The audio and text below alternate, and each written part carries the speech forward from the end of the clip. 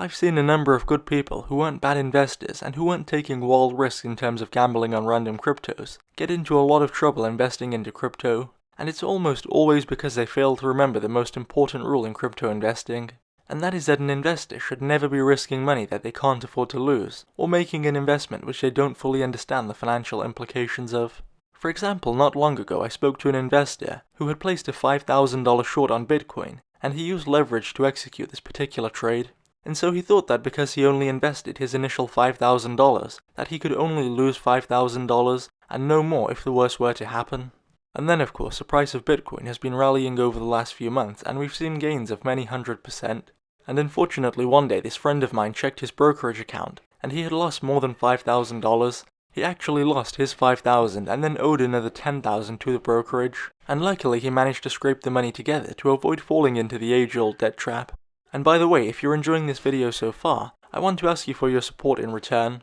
and for you to subscribe to our channel so that we can keep growing and that I can spend more time producing videos and researching new crypto trends. But anyway, he called me up and he just couldn't understand what went wrong, and how he had gotten to a point where he had lost more money than he initially invested. And so I explained that when you short or buy long and use leverage, or worst of all short and use leverage, which is unfortunately what he did, you can lose more money than your initial sum, and the reason is because you are using borrowed money to buy or sell. And so if I were to invest $1,000 of my own money into Bitcoin or Cardano or VeChain, and then use $4,000 of borrowed money to leverage, and then the price were to fall 50%, the 50% fall is calculated on the $5,000 that I've bought with, not just the $1,000 which I invested myself. And so a 50% loss on $5,000 of course is equivalent to $2,500, but I still have to pay the full $4,000 back, and I only have $2,500 from the proceeds of the sale, which means that in addition to losing my own $1,000, I still need another $1,500 as I need to pay back $4,000 to the brokerage.